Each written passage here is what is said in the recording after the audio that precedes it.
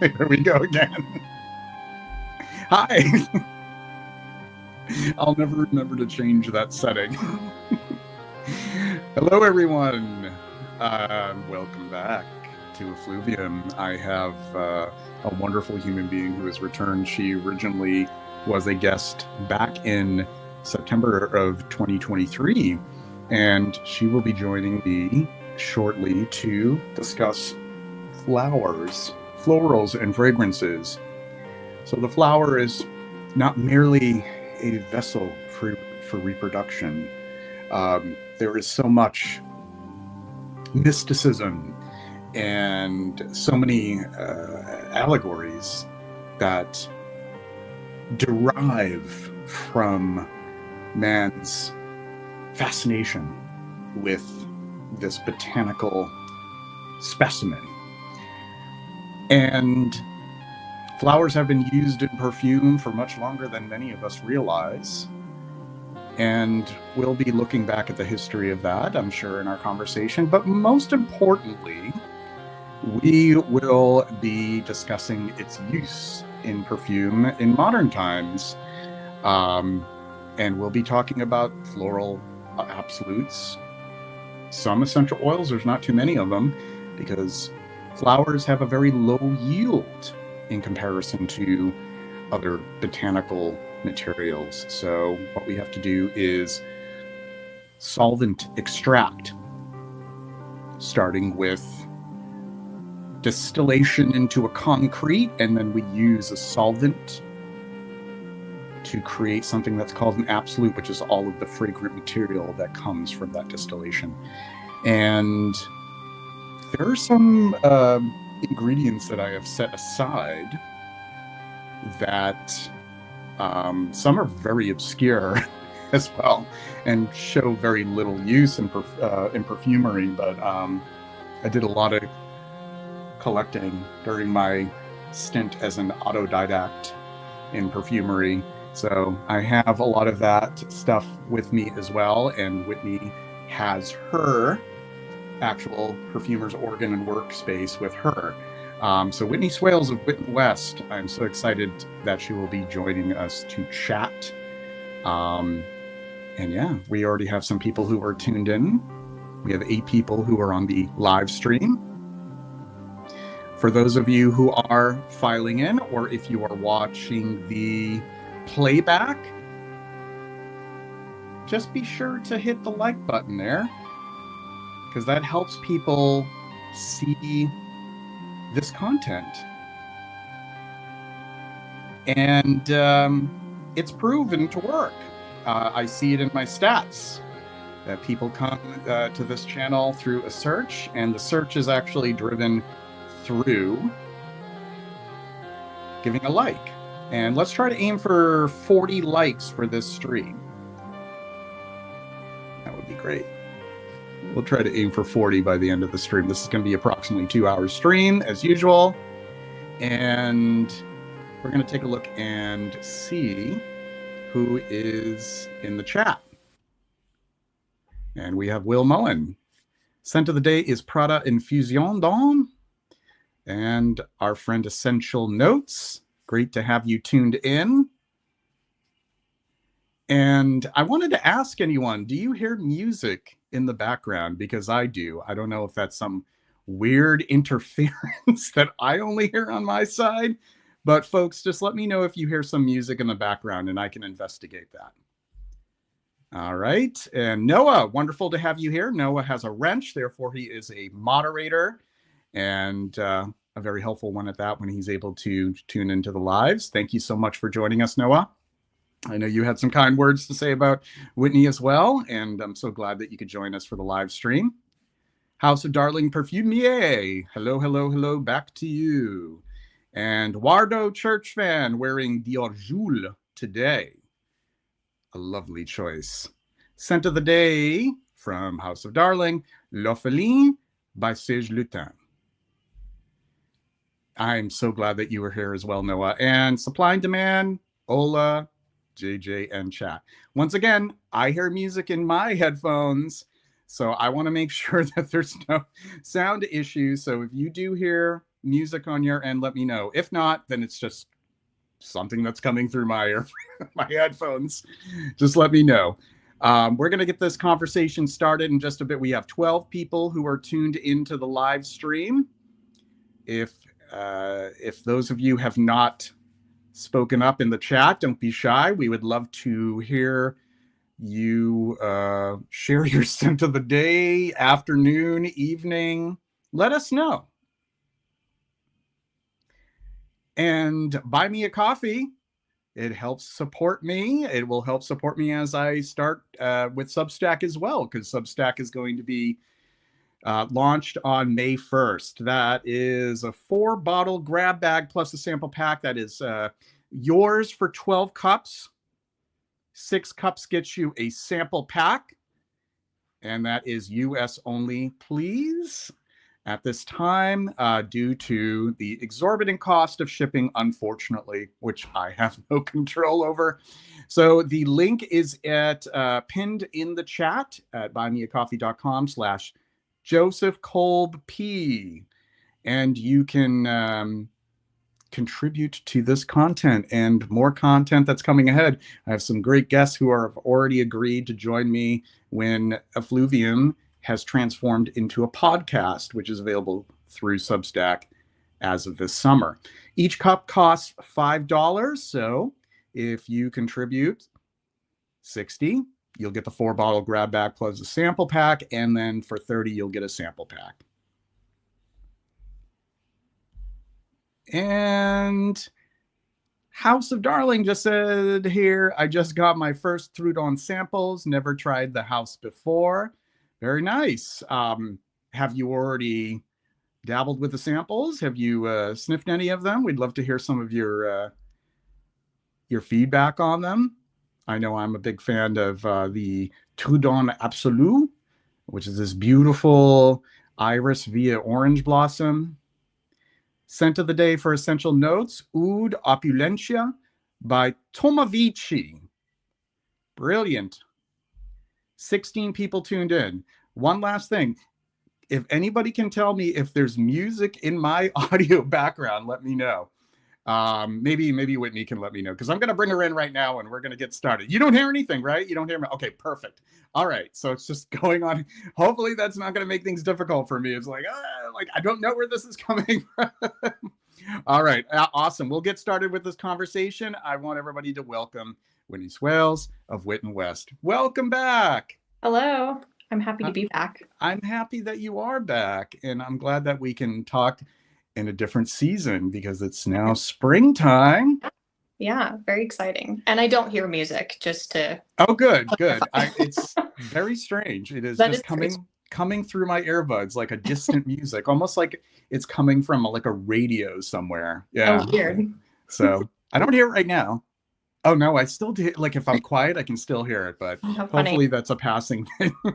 House of Darling says, hello, Whitney. Hi, how are you? So yeah, springtime. However, here in Massachusetts, it is unseasonably cold for April. We've had temperatures in the 40s. The past couple of mornings, it's been 31 degrees. So yeah, usually we're in the 50s or 60s. But how are things where you are? Well, it's actually been pretty nice the last couple of days. 60s or so, but spring is always just a little bit later in Colorado, so my lilac bushes, they're just like barely getting a little bit of green and tiny buds. But I think I always thought like on the East Coast, like people already have lilacs now, and I'm like, what? I don't get them until May. We don't actually we don't get them until May. I think in the mid-Atlantic they start to come a little bit sooner. Okay. Around now, but we get lilacs here in New England late April, and then they really peak in May by Mother's Day. Yeah, us too. Darren, lovely to have you here. Great to see you too. So, flowers. Yeah, it's exciting. I love flowers too. I know that you do. I know that you do, and I am anxiously awaiting your sample. It is in transit. I know. I was hoping to have it. I in don't know why I didn't time. think about that, like, you're so much farther away from me, and I was like, "Oh, I Yeah. can send it out this week," and I'm like, "Oh, he's not gonna get it in time," so I'm sorry about that. No, it's okay. As long as it eventually gets to me, I'd be thrilled to experience it. Yeah. So we'll start off with this. We'll start with some simple questions before we ease into our discussion. Okay. What are a few of your favorite fragrant flowers? Oh, geez. Are you gonna limit me on how many I can talk about? Mm. Would Top 5 be 3? too few? Oh, no, we'll go with top Okay. 5. Okay, great. Okay. I guess I'm not gonna do it in any particular order. I mean, I'm gonna have to say rose because you just can't, especially as a perfumer, you can't say you don't like rose. Well, I suppose you could, but if you love Yeah. flowers, I don't know how you can say you don't love rose. Uh, Yeah. and it can just be used in so many different ways. So I think a lot of times people are like, "Oh, I don't like rose," and I'm like, "Are you sure about that?" Because there's so many interpretations of rose in perfume. Yeah. So many. Yeah, yeah. And then I love osmanthus. That's probably one of Mm. my favorites. I know a lot of people don't necessarily know about it or think it's kind of obscure, but I think it's Mm. full fruity, kind of tea-like, a little bit leathery, very unique flower in the lilac family, as a matter of fact. Yeah, isn't it interesting how it's in the lilac family and both of them are in the larger, like, olive Yeah, that's genus? right. Jasmine too. Yeah, yeah. Mm-hmm. And lilacs, jasmine, and osmanthus, none of them smell the same. No, very So unique. yeah. Yeah, yeah. So I guess jasmine would be number Mm. 3. Um, and then, I don't know. I think I would probably have to put something like iris up there too. Uh, Mm. and specifically, so I grow irises in my garden that I use, you know this, and my perfume, the Violeteer, and I love that particular iris. It's kind of powdery, a little bit grape soda like. Mm. Not all irises smell. I think a lot of people think they don't smell at all, but some of them Some do. do. Yeah, Yeah, yeah, and I love them. And then right. what else would I say? Probably gardenia. I love gardenia. Mm. So I think That's a those are good my, one. yeah. What about, Yeah. Limiting, I'll have difficulty limiting it to 5. I mean, I could choose all 5 of those. yeah. Well, I can choose 5 others that have not already mentioned them. There you go. Those who know me well know I love carnation. So Oh, anything, fragrant dianthus, any fragrant carnations. It's a classic perfume accord. Violet, love violet, absolutely love violet. Interestingly enough, even though I don't find too many great perfumes using freesia, I love the smell of freesia. I yeah. love that it's sort of like the floral sort of equivalent of spice, but it's like also clean and fresh and sort of invigorating because it has like Mhm. that linalool. It's sort of somewhere in between like black pepper and lavender. It's a very unusual. It's Yeah. kind of like it's unique when you smell freesia. Um, hmm. Oh my God, I know this. There's probably a couple of others that are just escaping me right now. Oh, ylang ylang. Oh, Yes. yeah. Mm-hmm. So good. The So good. workhorse perfumery. It sure is. That's definitely something we should get into a little later. Um,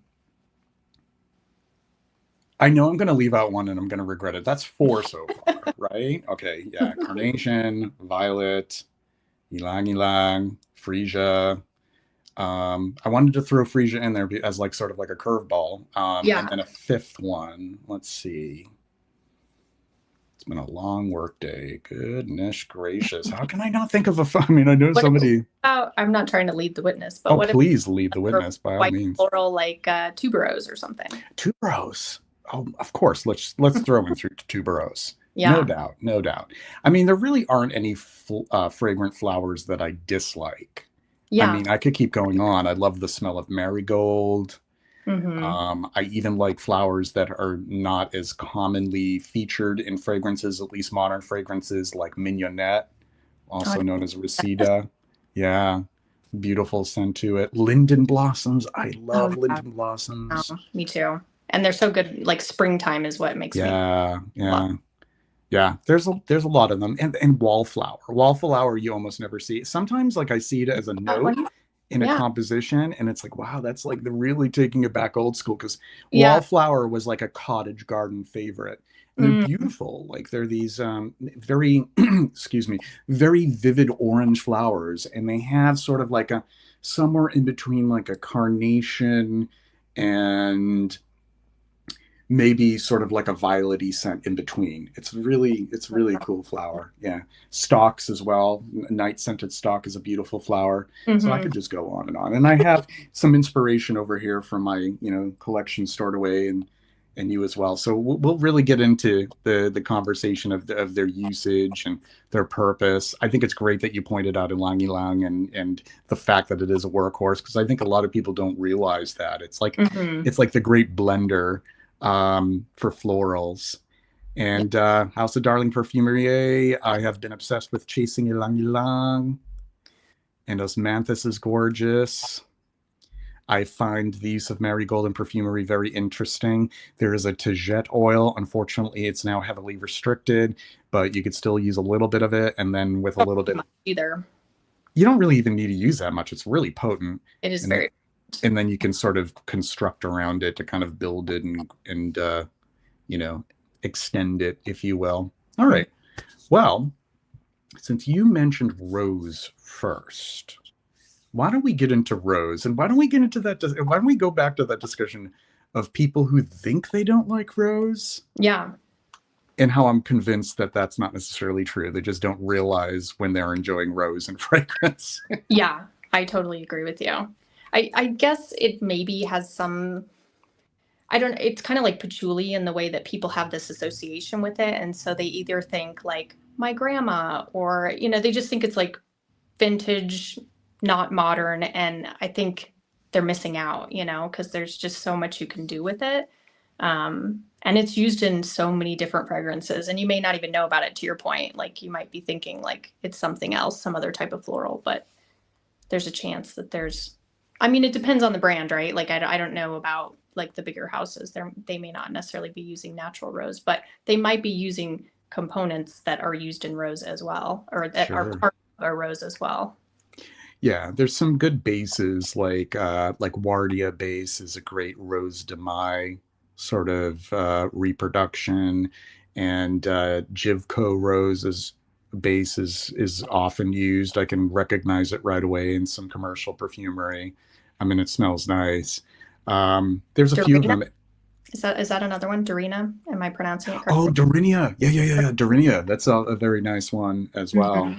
Yeah. They're great bases. But the thing is for a small scale perfumer who isn't, dealing on large scale commercially, it's kind of risky to rely on bases.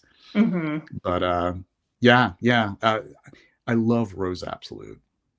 Me And too. the thing about it, right, is like it does not smell like fresh roses. You know No. it's from a rose. You can tell it's from a rose, Yeah. but it's definitely a distillation. It's its own thing. Hmm. I'm gonna grab mine that I have sitting in here somewhere. Well, how would you describe to people the difference between smelling a rose and smelling Rose Absolute? Yeah, I mean, I think the thing about Rose Absolute is it's a lot heavier than if you were to smell a rose. So it has this kind of like jammy effect to it, a little bit berry like. It is floral, but what's interesting about it, I think, at least I find this as a natural perfumer, I find that the more I use, the less I can smell. So you kind of have to Yeah, do other things with it to give it right. more rosy quality. So Rose Otto, which is the distilled version of rose, That's can the kind oil. Yeah. yeah. Or I really love Rose Concrete. It actually smells much more true to life than the Absolute or the essential oil. Mm-mm. So if you haven't smelled it before, it's divine. I love it. I use it in my perfume La Valse. And it really kind of carries the rose through to the base of the perfume. So it has like a longer life as well.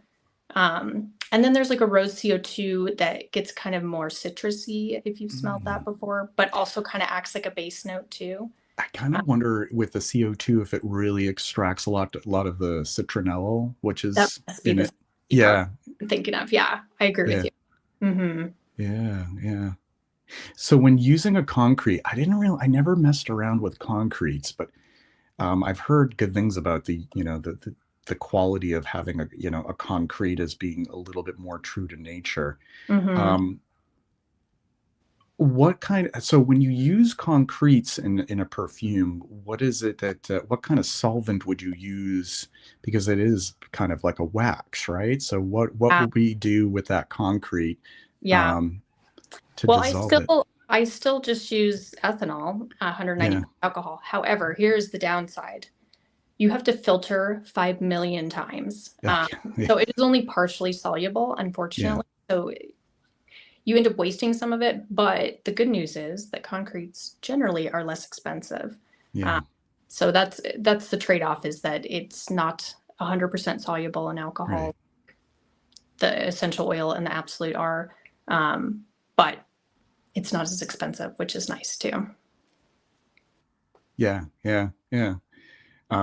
If I were to return to the experiments, I would like to work with the concretes and see how that Mhm. goes.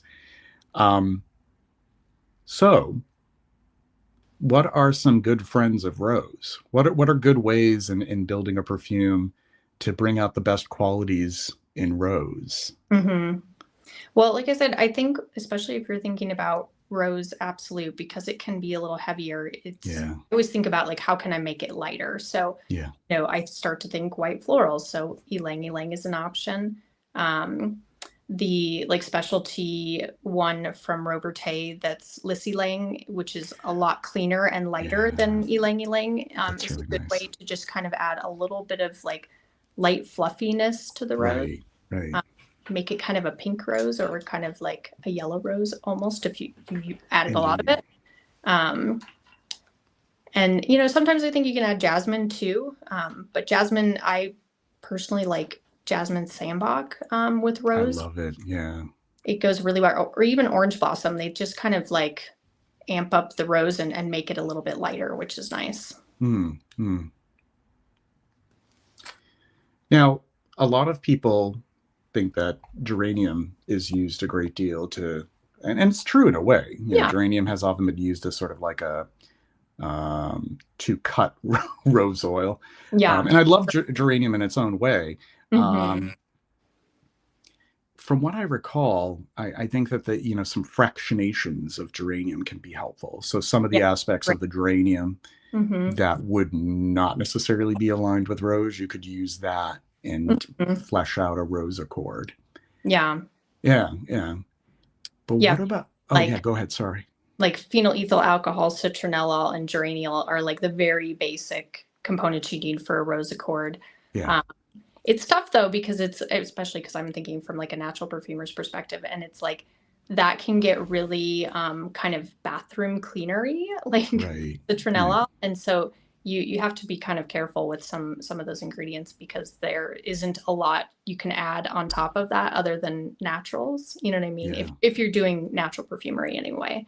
But yeah, that is a way to kind of start it, and then adding rose absolute can kind of help you get out of the bathroom cleaner smell. right, right. Because there are the constituents in that Mm-hmm. are in trace amounts anyhow. So by Right. adding that absolute, you're reintroducing it Mm-hmm. to the accord. Some of those constituents that I love, of course, eugenol, because I love that That's true. cloviness that's in Mm-hmm. many flowers, but also the damascones and damascenone.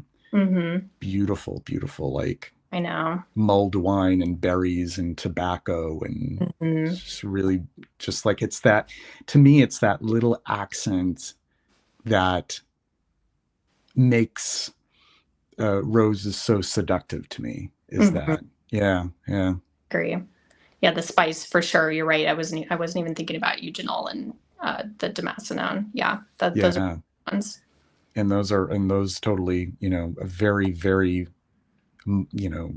a little of that is I mean you can't really pour on the damascones anyways. They're Yeah, very very potent, so yeah. just a tiny bit just gives a tint Um, just beautiful, beautiful stuff. How about rose as far as like its importance in the floral, um say we're talking about like a particular perfume, the importance of rose's presence even if the fragrance isn't necessarily all about the rose. What Mm. is it about rose that makes it so indispensable even when you're highlighting different flowers in a composition?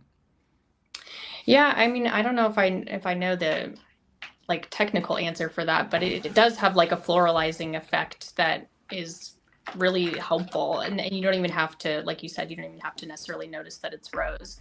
Like I said, I will do like a little bit of rose if it's like a jasmine centric perfume. My perfume Jasmine Pet Noir, I don't even talk about the rose because that's not what that perfume's about, but I use Yeah. a little bit of it because it just gives it a little bit more floral oomph.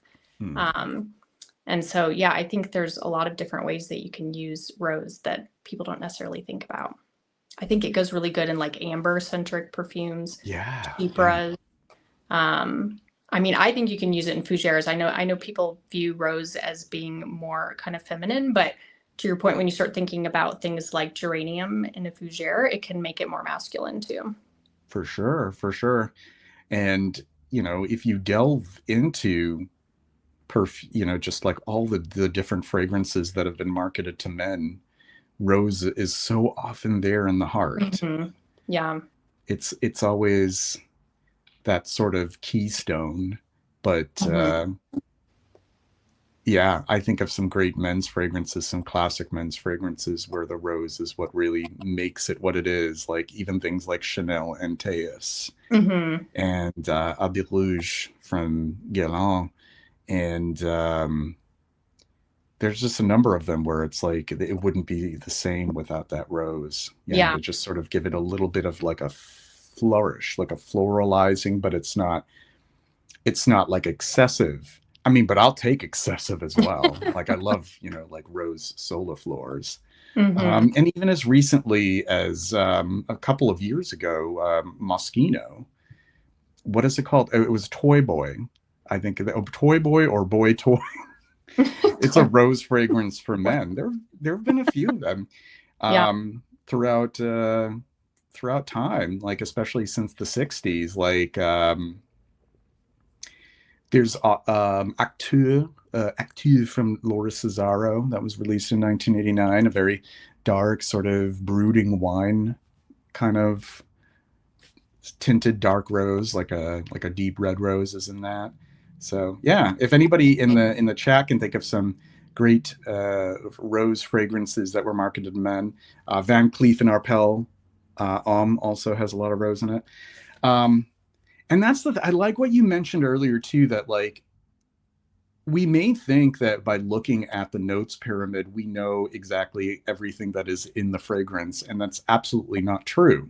Yeah. That there could be a rose accord or some rose materials there without there ever really being the intention of having a rose note. It's just Mhm. there to kind of modify the other florals. So you could very well, you know, have a fragrance where there is a rosiness to it without there necessarily being a rose note. Mhm. Yeah, yeah. And I think that's the same with ylang ylang too. Yeah. And we were talking about how it's a quite a workhorse in perfume. What do you think makes it such an important part of adding a florality or floralcy or one of those made up words, like adding that floral element? Why is ylang ylang so versatile and so useful? I mean, I think because it can go with a lot of the different white florals, especially, and I love white florals. I have a lot Yeah. of my line, in fact, and so I always use it, and I just feel like it has this ability to kind of, if it's jasmine specifically, it can give it a little bit of sweetness. Mm, It can give it a little bit of lift. It's also less expensive, which is nice. Poor man's true. is Yeah. been called. Um, Yeah, so I think it just goes with a lot of different things. It goes with tuberose really well, Mm, broom. So there's like kind of no floral that I think it doesn't really go with. I think it goes with iris and violet as well, in small amounts. sure. Mhm. Sure. and it has that fattiness to it. It has that body. Mm-hmm. And I think that's what's great about ylang ylang is that, not only is it a bit more accessible as a natural material, being that it's one of the few flowers that can yield a Mm-hmm. bit more essential oil from the flowers, is really rich in essential oil, but it really gives that body, Mm-hmm. And I think that's what's beautiful about it, is it's like it kind of adds some flesh to the other florals in a way that maybe it's a challenge to create that fleshiness on its own, that adds that meatiness, that body, that volume. Mm-hmm. Like even something like carnation, like carnation isn't just about it smelling clovey. It's more than that. Otherwise, it would just be a clove smelling flower. Yeah. And you put together like an accord, and ylang ylang is a big part of it. Mm-hmm. And you wouldn't be able to put it together quite the same way. And I'm talking about whether or not it's like an all natural accord or a synthetic accord. Like the ylang ylang has a big part of it. Mm-hmm. And then when you think of perfumes that were tuberose is the sort of the lead, so often the ylang ylang is like the supporting role. Mm-hmm. For sure. Yeah, yeah. And I know that you don't really work very much with aliphatic aldehydes, but we know about the most famous usage is when you have the aliphatic aldehydes of Chanel number 5 married to ylang ylang. And it's like all you have to do is add the two together and it kind of smells like Chanel number 5, at least like the opening of it. Yeah. Very nice. So we have a pretty active chat here. We'll take a look here. We have Claire. Lovely to see you. I'm glad that you saw the notification as well. And Jean-Qui Saint, Michi. Uli from Serge-Lutens, photorealistic Casablanca lily. Oh, lilies. God, you were mentioning that, is it called Lisilang? I have some of that. And it does kind of smell more like lily than ylang ylang. It's a fractionation from what I recall. It is, yeah. And it does kind of remind me of like white Asiatic lily or like Casablanca lily. Yeah, it's lovely stuff. Upanishad Ganja, Rose from Hell and Rose from Heaven are the best roses I tried from the realms of sense. You're educating me, my friend. I am not familiar with the realms of sense. Me neither. Yeah. Cool. Love to look into that line, that house. Famous YouTuber, Duncan. Great to have you here. Vodka Rose. Ungaro tu porom, Ungaro du porom.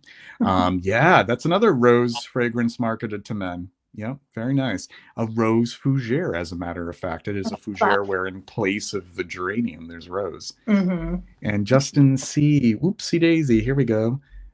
Ungaro toi. Yeah, you're right. I was just going along with you. It is actually the third one. The second one is way different. The second one was actually Jacques Polge's homage to Jicky. And what he did is he created this like a rare appearance of a civet accord in a fragrance from the 90s, where he was inspired by Jicky but wanted to create a modern fougere versus the very old-fashioned Jicky. It's very beautiful stuff. Justin C. Scent of the Day, Amouage Overture, man. Very nice. Great to have you here. 19 people who are tuned in. If you haven't already done so, please hit the like. We are currently at 13, so we have 19 people tuned in, so that accounts for at least 6 more. Let's try to aim for 20 in the next few minutes. What's the next one we should talk about? What do you think about gardenia? Do you want to talk a little bit about gardenia? Let's do it. I love gardenia. Tell me about your relationship with gardenia. Tell us what you do with gardenia and what you use to create it. So I was on a quest, like when I first started learning perfumery, to find tiara flower, and I had seen that Perfumer's Apprentice had it, but it had been out of stock, and I was like checking it every week, like it was somehow going to appear, and it never appeared. But I was able to manage to get like just a tiny bit from Mandy Oftel. She had told me, she was like, I only really have a little bit left. I can sell it to you, but it's out of stock. And so I did get some, and it's so funny because Well, it was really lovely. I was sort of disappointed in it. I think because I had Yeah. built it up in my head and I'm like, this is going to be so amazing. I'm going to love it so much. And then I was kind of disappointed. But I did end up finding a different solvent extraction of gardenia that is Gardenia grandiflorum. So Tiara Flower is Tahitian gardenia. And I love the Gardenia grandiflorum so much more. So it worked out in the end.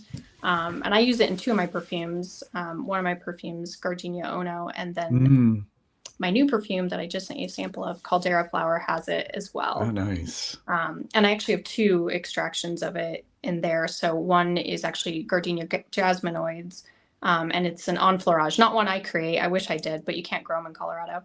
I know, right. I wish. I think that Darren grows them in pots at his house. Maybe? I think you're right. I think Darren told me that once. Yeah. I think he's still here, so he can, if he wants to chime in and confirm. Yeah, I feel like I recall him telling me that. Yeah. And then so I've taken some courses with the Grass Institute of Perfumery because I wanted to kind of learn about synthetics as well and figure out how I could interpret it from a natural perfumery perspective. Right. And one of the accords that we made was a gardenia accord. And it's so funny because I was like, well, I like it, but it still just didn't have like the richness and fullness that the Gardenia Absolute I have. But still kind of a cool thing to learn about and figure out, it wouldn't be very easy to do it with naturals. There's like some natural isolates, but it'd be kind of challenging to get there. The Gardenia Absolute is imperative if you're doing natural perfumery or if you want to use the natural version of it. Yeah, gardenia is it's such a beguiling scent. There's something, it almost reminds me of like impermanence. It always smells like it's in a state of flux, but a state of decay in a way, but in a beautiful way. It's like as soon as it blooms, it's already ready to decay. Yes. But that's what's beautiful about it. Right. Yeah. And it smells so nice. I love the smell through all stages of that decay as well. Yeah. It's like that the humidity factor to your point, and that's probably what gives a little bit of that decay aspect. Right. It does have that humidity, but it also has like that kind of ripeness, almost like fruitiness, tropical food. And also like a mushroominess too. And also like this back note that's kind of like woody and like kind of rooty too, like almost like root vegetable as well. It's so cool. It is one of them. One of the most complex fragrant flowers. The scent profile of gardenia. Darren mentions that he tried to grow gardenias in pots 4 times and have killed every no, but I saw them in your Instagram stories, Darren, and they looked so beautiful. And they were thriving. Yeah, that's where I think I saw. That's what I recall. Yeah. No, they're I think they're really tough to grow. They really are meant to be in a very humid, tropical environment, really. Yeah, the only time I've ever seen them thriving is in like a greenhouse. I know. Pretty much. So, yeah. Well, that makes me even more excited to try the sample that you've sent me, knowing that it uses this Gardenia Absolute. The only natural gardenia that I ever had was an enfleurage, and it just so happened to be from enfleurage in New York City. Oh yeah. A small quantity of that, and I found it to be just gorgeous. But I was just challenged by how I could keep it afloat in a composition without using so much that it would be impossible to afford to produce. Like, it's a tough one. So I mean, it really depends on the material as well. So you're right. The enfleurage, I mean, like any enfleurage extra, it just doesn't last as long. They kind of function more as like a mid to top note. Right. But the absolute oil lasts for eternity. But also it's very expensive. So you kind of have to. So my Caldera flower has magnolia, ylang ylang, just a teeny bit of tuberose, the 2 gardenias, and I was really trying to go for a floral bouquet on that one versus my Gardenia Ono perfume, which uses so much gardenia absolute that it was kind of cost prohibitive for me at some point. And I was like, I need to maybe reinterpret this perfume. As much as I love it, it's a very expensive perfume. I'm not making hardly any money on it. And I also didn't know like how long I was going to have the gardenia absolute. I'm like, oh, I only have like one person I can get it from. I'm going to be able to get it forever. So Caldera flower is kind of my reinterpretation of it. I'm looking forward to experiencing it. I actually have honeysuckle absolute here. Yeah. I use that in my perfume, honeysuckle halcyon. That's a good one. I enjoyed that one. Yeah. Another floral that it's kind of like, I don't know how long I'll be able to get that one. In fact, my one supplier that I was getting from, they don't have it anymore. And it just so happened that one of my other suppliers suddenly started carrying it. And the one I have now is even better. So I'm happy about that. And that's one where it's actually like, it does smell kind of like honeysuckle blossoms. Like I was really shocked by it. Yeah. Like it's not one of those floral absolutes like the many I have where it's like, I'm going to have to do a little bit of like jiggery pokery to make this smell more like the flower. Right. There's some that are like that. We should talk about that. Yeah. Like I love linden blossom, but that's so funny. I was literally just thinking about linden blossom absolute, where I'm just like, this is like a green kind of heavy mess. But linden blossom CO2 smells just like it, but it lasts for about 2 seconds. There's no sense. So I have tried like numerous times to like, how can I mix these together so that it will last longer? But I think it requires some other kind of components to get you there. I think so. You know what? Like looking at, studying an analysis, like the breakdown of, the aromatic constituents that make linden blossom smell the way that they do. And then like figuring out what naturals and what isolates can kind of work in rebuilding that is probably a lot more useful than trying to use the linden blossom absolute. I'm trying to, obviously this is all, disorganized because I'm not currently working on anything, but I did pick it up earlier and I didn't open it yet, but I want to open it and just sort of like give my thoughts. I want to find mine too. I have it here and when I got it, I was like, what on earth? This actually was extracted from the flowers. Like something happens to those flowers when they're steam distilled, because whatever it is that makes them smell beautiful did not come out in the end. I mean, mine's diluted, but is yours this dark too? Oh, it is pretty dark. It's like a dark brown color. Yeah. Even this is 10% diluted and it's still that dark, isn't it? Yeah. It's like some of the absolutes that I have are like, they really could use some decolorizing. Like that would like ruin the color of your fragrance. There is that kind of weird, dense yeast pollen-y kind of thing that I get from certain floral absolutes, where it's just because a flower is capable of being steam distilled into like an absolute doesn't mean it's necessarily going to make any sense for what the flower smells like. Do you feel like that's kind of, have you smelled mate absolute before? I have. A while back. It does remind me of that. Yeah. This one actually, it does. Yeah, totally. Yeah. It's kind of like astringent, like, that's what I feel like with mate. And I do like mate, but it just has this kind of astringency. Right. There's another one, elderflower absolute, where it's like, what? That one's also really yeasty, to your point, like really bready and heavy. Right. Not floral. No, it doesn't make you think of elderflower at all. And you have this idea of elderflower being just such a like a radiant, vivacious, bright smelling sort of flower and very ethereal. And then it's just the exact opposite of it. It's just like they boiled those flowers. They boiled any of the original, any of what it just, most of the, fragrant compounds just, it's so weird. Like this is the thing though, like this could be useful, but not for its original, not for what it is. Right. Like this could be useful in like a tobacco, you know? Yeah. I think I at one point got an elderflower CO2, and like linden is better. That one does last a little bit longer, if I recall. A little bit longer. Mm-hmm. And then there's this. Have you ever smelled safflower absolute?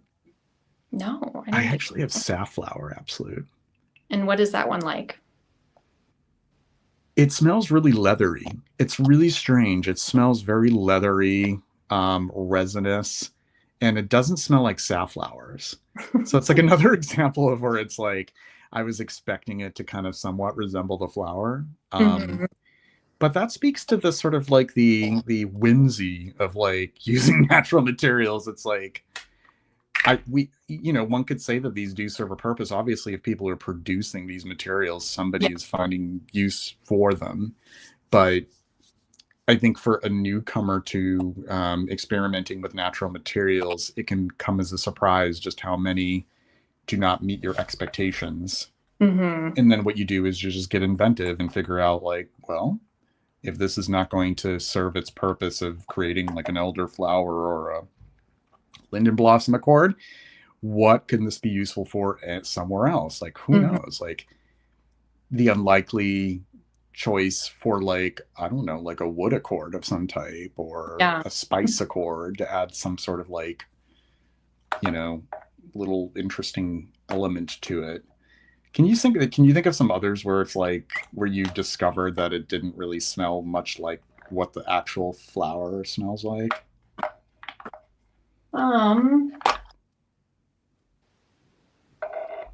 I think I have a couple of the lotuses, and I know people like them, but I haven't been able to find a use for them. I would love to. I have both pink and white, and they just don't really smell like. Actually, they don't smell like much to me at all. I don't know. Me too. I smelled them, but I think I was kind of disappointed, especially for the price. I'm like, I don't know what I would do with this. I think they're more used in like energy work or some crap. Like it's just not. They're not really well suited. Like aromatherapy, aromatherapy, energy work. Some sort of alchemy of some type. Because I just don't. Yeah, I don't think that they're really useful. Yeah. As one would expect in perfumery. I have oleander absolute. Oh, I bought that one time did you get it from Samara Botane before they went out of business? Yeah. Oh, they did go out of business? They did, yeah. How long ago was that? In the last year or so. And like for a while, the website existed, but you couldn't buy from it. I don't know what that was about. Yeah. But yeah, I do remember that. And actually, I thought that one was pretty good. What did you think? It does kind of smell like oleander, actually. Yeah. And it has kind of like that it's an alliteration, but that oiliness of oleander, like that, it's like sort of this powdery oiliness that you get from the flower. Yeah. See, I have not really bought fragrant materials in a while. I didn't even know that Samara Botane went out of business. Yeah, they had some really cool ones. They did, and same with the other Pacific Northwest company, White Lotus. Oh, I was so bummed when they went out of business because they had a lot of really cool things. So many cool things. I remember getting like Ambrette Seed Absolute and a lot of these like wonderful Coumarinic kind of materials like Leatrix and Woodruff and stuff. They carried so many cool things when they were around. It's sad to see a few of them. Another one that I used to purchase was from overseas, Liaison Carbone. I haven't heard of that. Yeah. Well, she actually, her name was Rebecca, and she carried actually a lot of synthetics that were hard to obtain in smaller scale for independent perfumers. And she just went out of business recently too. So, have you ever heard of Caro Corund? Oh yeah, I have some of that. Yeah. That's an interesting one for sure. Yeah, isn't it? Yeah. I have it somewhere. It smells really narcotic. Yeah, I agree with you. And I think it could be distantly related to either gardenia or jasmine, just from a super thing to it. I agree with you. Yeah. It's kind of cool. I like how somebody's asking like safflower in the chat. Yes, Duncan, safflower. Yeah, it's not a likely flower you would not think of, oh, like, all these, there's not many fragrances I think that have a safflower note in them to begin with. I mean, I guess if I go to Fragrantica, which I could just open a tab and look at notes and see if safflower even comes up. Let's take a bet. Is there 10 or less perfumes? So it does exist in Fragrantica. Okay. Carthamus tinctorius, and D. Gray Meerkat actually has it. Interesting. Montal Oud Damascus claims to have a safflower note. Deja Vu Mood and Other Stories by Deja Vu Mood. I like how a second one, Montal Oud Blossom, and then leave it to Don Spencer Hurwitz. Oh, there you go. Yeah. Le Serval. And then Same But Different Cheeky Coffee. So we have 1, 2, 3, 4, 5, 6. Oh, okay. I said 10 or less, so. There you go. And I bet you most of them didn't even use the safflower absolute to begin with. Maybe Dawn did. Dawn did. I bet you she did. Yeah. But I bet you most of them kind of created like an accord from different things. So yeah. Hi, JD. Greetings, scent of the day, Safran du Troublant. And Beauty of Scent, JJ Colborn. Have you tried the Terre d'Hermès Pure Parfum? No, I haven't got around to trying anything in like anything in the department stores lately. And nobody has dropped a sample in my lap. I'm not in any rush right now. I'm pretty much keeping it paced on my sampling. I have like a backlog of things that I've already sampled and have written notes down to write a review.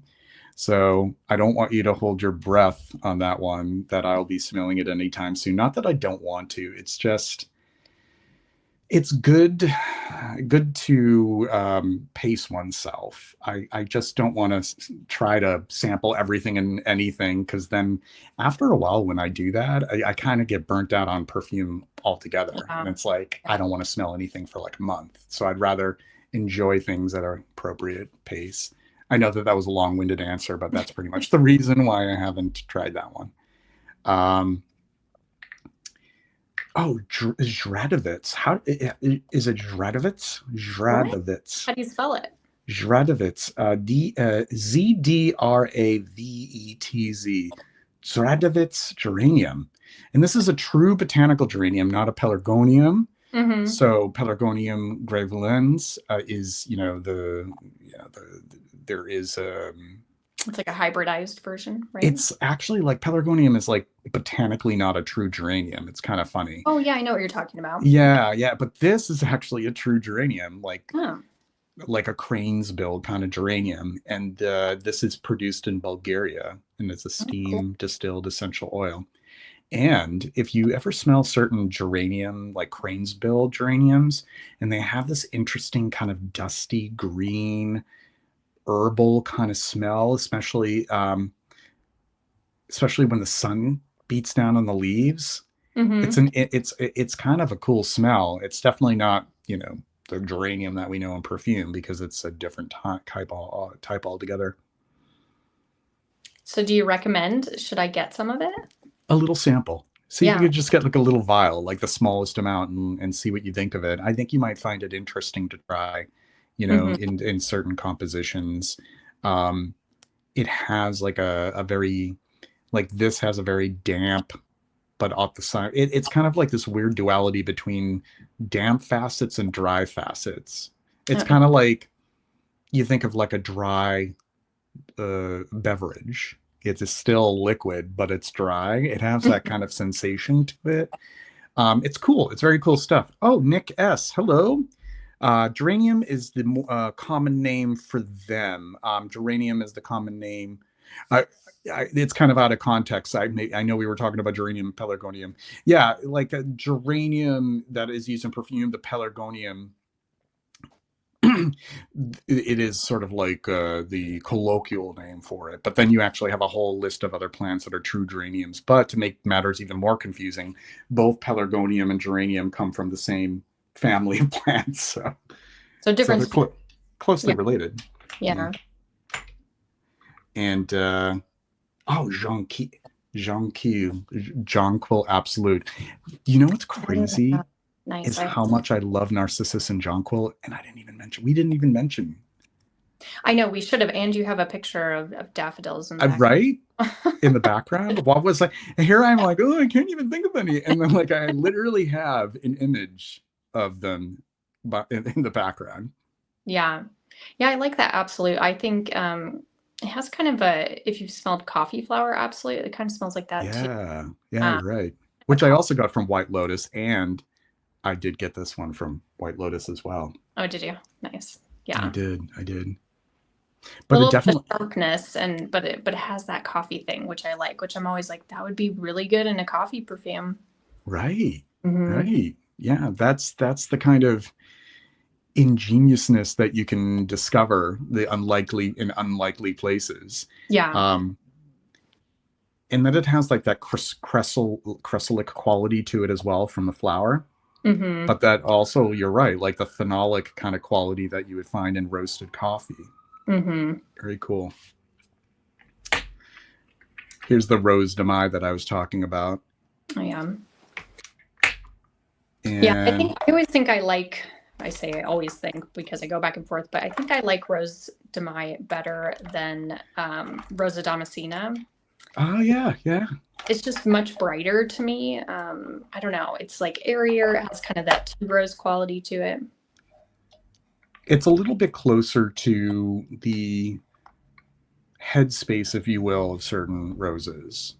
Yeah. Like it's a little bit more aerated. It's more like it has like the oxygen of the flower rather than like a denseness of the, for sure. I agree. Oh, Nigella Damascena.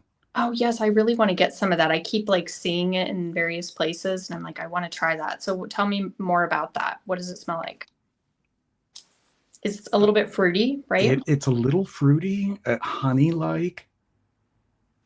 And it has like this sort of animalic back note to it because of the honeyed quality of it.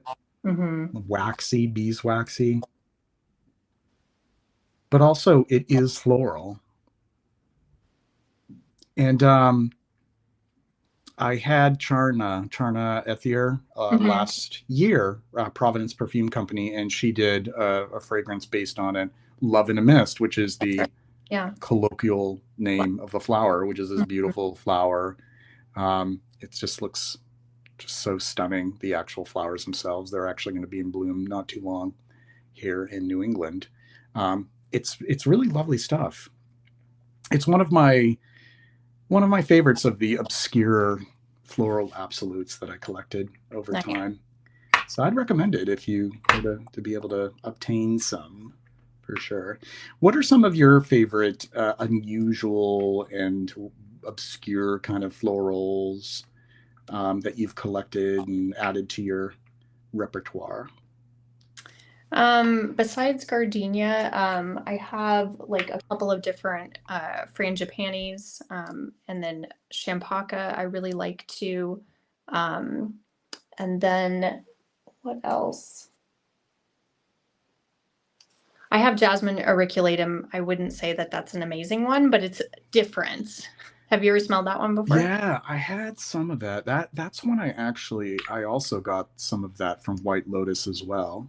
Yeah, a little bit more in the direction of your jonquil or Narcissus, I think. But it's also kind of like, it's like a very dirty jasmine to me. I think it'd be hard to work with. You'd definitely have to put other things around it to kind of soften it up. It's really indolic. Ooh, Orange Blossom Absolute. Yes, I definitely love Orange Blossom too. This is a good one. Yeah. And this is one where I'd say it's not too far away from the actual smell of the flower. Yeah. For sure. Yeah. And I find if you mix it with neroli, neroli is one of my favorite ingredients. I use it all the time. But I find if you mix it with neroli, you get closer to the, true to life smell of the flowers. Oh, yeah. Definitely. I agree. I do agree with that. Oh, and then we have mimosa and cassie, which Mm-hmm. Go well together. they Yeah. go well together, and I tell people these are actually two different species of trees that are closely related. Like they're both acacia, but the mimosa, they grow in bunches, and then the cassie, the pom-poms, grow like individually. But otherwise, other than that, the trees are very similar as they're in the acacia family.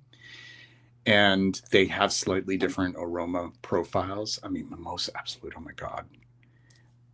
It is so difficult to work with, though. I remember it was like really. It's like a sticky ball. It's terrible to work with, and it never fully. It's not fully soluble in alcohol. Yeah. Kind of annoying. But there is a Robertet ingredient that's mimosa olescens, and I think it's like it's distilled in nerolidol. I don't know why that makes it better. I'm not really sure how that process works, but anyway, it isn't a sticky ball. It's actually like liquid, which is nice. Yeah, and it also smells much fresher, not as cucumbery as Mimosa Absolute tends to smell, kind of like this does. Yeah. Yeah. I do have some of that, but I don't know where it is. I'm telling you, it's so disorganized because I just had to store everything. But yeah, the Mimosa Olescence is beautiful. And that's what I would reach for rather than the Mimosa Absolute. But the Cassie Absolute, which is Acacia furniciana, this is a little bit easier to dissolve. Yeah. Yeah. And it is kind of a good way to extend Mimosa, because Mimosa is more like a top note. Right. Cassie can kind of extend it into the heart, which is nice. And Cassie is so it's like the darker version of Mimosa. It's like a lot more, you know, it has a little bit of a bad boy, bad girl kind of side to it. It's a little bit more it's complex. It has like a little bit of a dirty element to it, which I kind of love. It's like dirty flower. Like if there was anything like an animalic kind of flower, it's not like, you know, full on animalic, but it has that suggestion. And it's so beautiful in Fleur de Cassis, the Frederick Mall. Beautifully done. Yeah. Kind of green and powdery. And, you know, it's like one of the few natural sources of beta-ionone, which is a natural perfumer. I mean, there's a beta-ionone that's a natural isolate, but in terms of actual like whole ingredients, it's one of the few, along with Baronia, which is another unique floral that I really like too. Love Baronia Absolute. That is such a complex one as well. It to me, it smells kind of purple, like a brownish purple, like the flowers themselves, but it smells like that too. Yeah. And some in the citrus family. Did you know that? Really? They're in the citrus family? Wait, do the fruits kind of look vaguely citrus or no? No, I don't really know. I mean, it has those like little bell flowers kind of. I don't know why it's in the citrus family. It's kind of funny. I should probably research that, but I do know it is in that family. And when you think about it, it does have a little bit of a kind of orangey smell to it. So it's kind of, you know, red berry-like kind of orangey. Yeah. Oh, definitely from the beta-ionone too. It's like that. I love the smell of beta-ionone actually in isolation too. It's like if it was potable, I would drink it. There's just something about it that it's just like it like releases oxytocin in me. Yeah. You know what's funny? Then if you ever get raspberries, next time you should smell them, because after I had been like working with beta-ionone for a while in Baronia, I was like, oh my gosh, you actually can really smell the beta-ionone in raspberries. And I would never have known that otherwise, but it's kind of interesting. And then it does make you kind of salivate. You're like, oh, this is so weird. Wow. I never even thought about that. I mean, it makes perfect sense. Very cool. Yeah, Baronia, that's one, you know, and I keep sampling different fragrances that are supposed to have a prominent Baronia accord. And I just haven't found one where the closest one I would say would be Four Walks from Blocky. But that's because it's paired with violet, and I think the violet helps it out a great deal. Yeah. It's like it's really centered around violet and Baronia. It's quite nice, but that's the closest I've come to like a pure Baronia accord. Like I've never even found like a soliflor of Baronia. probably Yeah. because I mean, it's such an expensive absolute, and it's kind of hard to reproduce. Yeah, I think, and I've smelled it, and it wasn't that. I mean, having smelled the natural extraction, I was like, well, I can kind of see it. That Australian brand, Goldfield and Banks, they have one. I can't think of what it's called right now, but I didn't feel like it smelled a ton like it. And then I think that what's the brand that Christoph Lademule made perfumes for? I think they're also out of. Grandiflorum. I think they have one too. I don't know if And that's one he made or if a different perfumer made it, but I do know they have one. it's a Bertrand Duchaufour composition. I think it's lovely. Do you? It's a bit too sweet for my liking. Mm. It's a bit too, I don't know. Like I could see where he's reaching for it, but I just don't get I don't get the full effect. Yeah. I doubt that there is, being that Baronia Absolute is so expensive, I doubt there's very much in it. I would like to think there's maybe like a little soupçon of it, but I don't know. Yeah.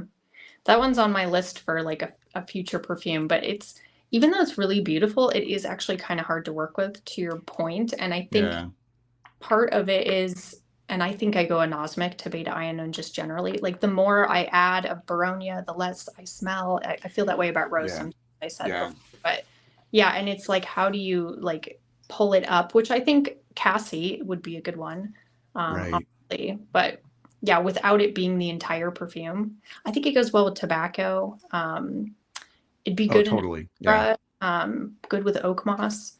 So things you could do with it, but every time I try, I'm just like, this is not what I'm thinking about. It's a challenge. Some of these are challenging, super challenging.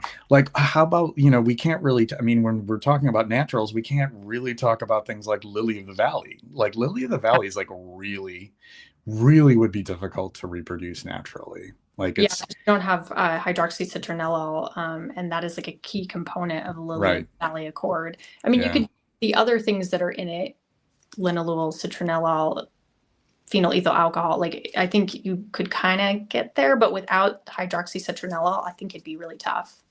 Be super tough. Yeah.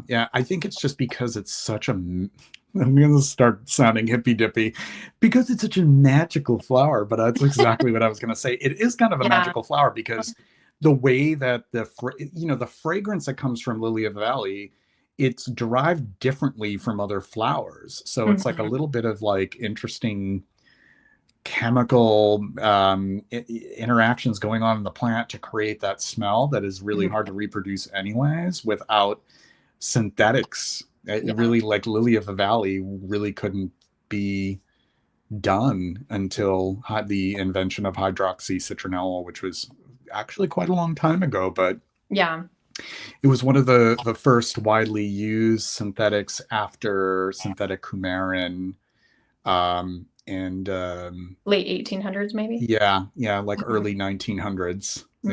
They started using it in soaps and in perfumes and stuff.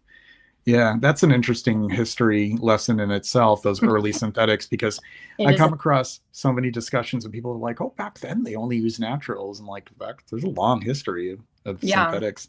And Darren says the Robertet Mimosa Olescence is more like a low temp enfleurage neurolidol. That was what I was trying to think of. I was like, I know they do something with neurolidol. Okay, low temperature extraction. Like neurolidol in itself is like a really good sort of like blender and I solvent. Love it. And he uses it and loves it. Me too. Uses it a lot. Christy, lovely to have you here. I'm glad that you're enjoying. Hey, you're reminding us to do a like check. We're at 8:10 p.m. Eastern Standard Time. Going to do a like check. And oh my goodness, this is what I get for not reminding people to like.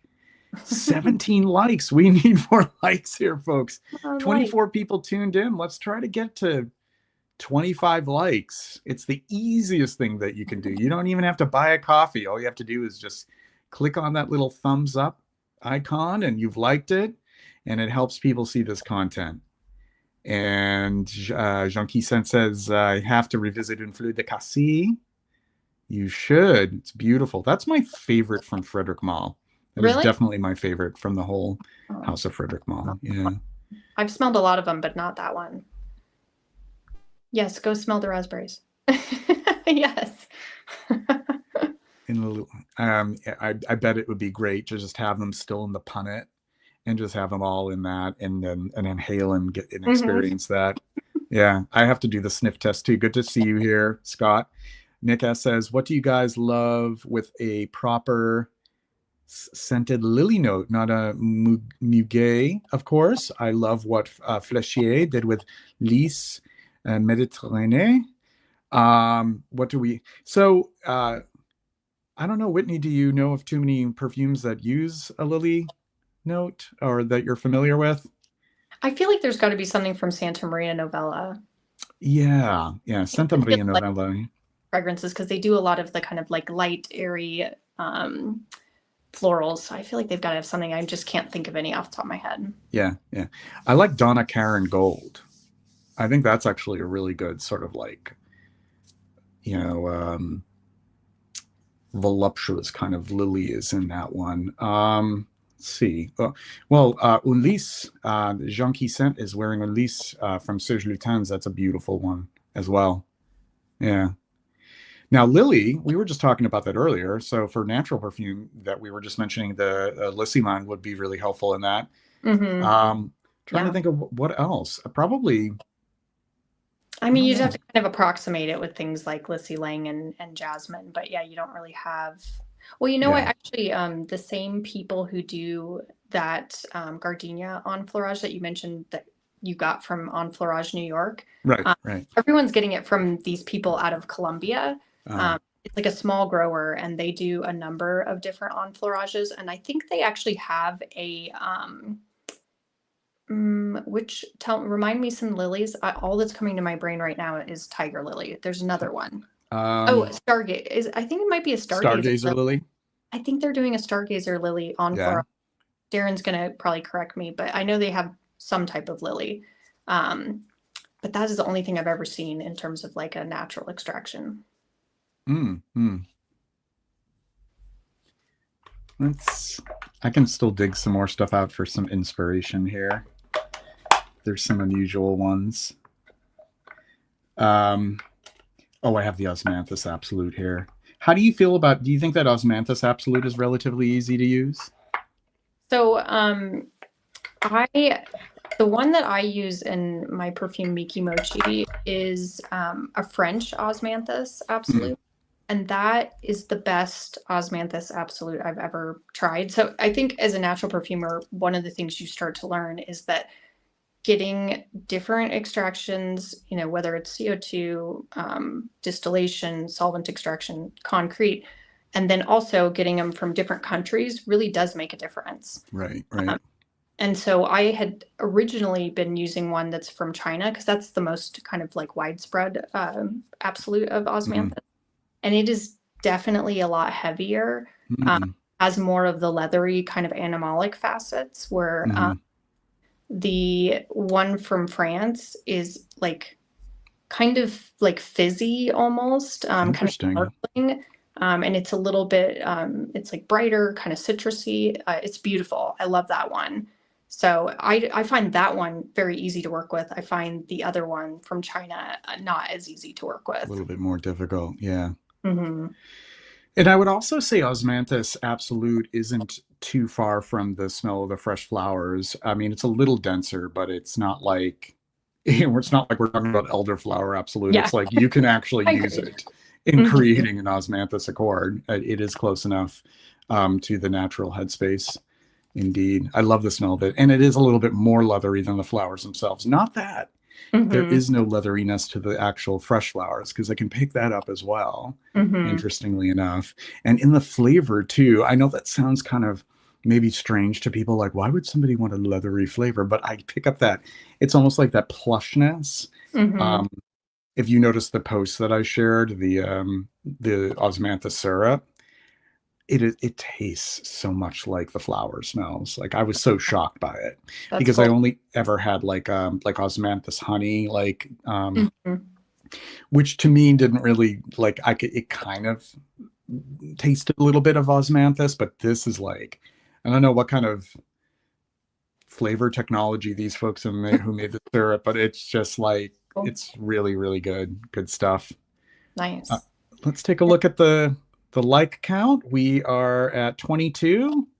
Nice. Don't forget to like, and also buy me a coffee. I know I would like hesitated because I was like, how do I approach this? Because I feel kind of weird, you know. I never feel good about like asking people to, but you know, why not? It's a coffee, you know.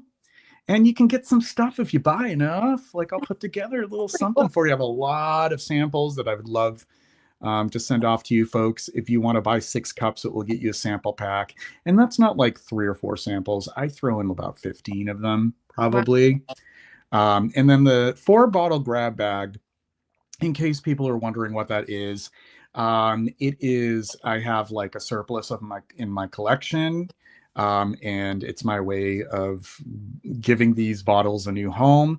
You can't choose what it is. It is a grab bag, but I've had nothing but a positive response with that offer. So 12 cups gets you a 4-bottle grab bag plus a sample pack. And all right, I'm just picking around at some of these here. Oh, Aglaia. Aglaia is a weird one. Which one is it? Aglaia. Have you ever heard of it? Aglaia? Am I pronouncing it wrong?